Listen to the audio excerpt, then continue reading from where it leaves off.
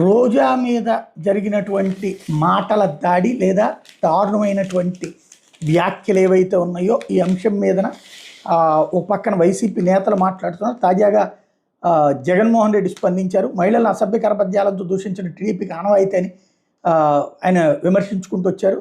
గాలి భానుప్రకాష్ చేసిన వ్యాఖ్యలు అత్యంత హేయం. తెలుగుదేశం పార్టీలో దారుణంగా మారిన దుష్ట సంస్కృతికి ఆ వ్యాఖ్యలు అద్దం పడుతున్నాయి.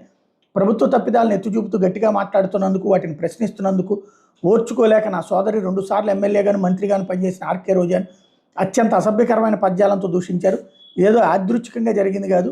తమను విమర్శించే మహిళలు గొంతు నొక్కడమే ధ్యేయంగా తెలుగుదేశం పార్టీలో ఒక తంతుగా మారిన అత్యంత హేయమైన సంస్కృతి ఇది ఒక నిదర్శనం అని జగన్ మండిపడ్డారు.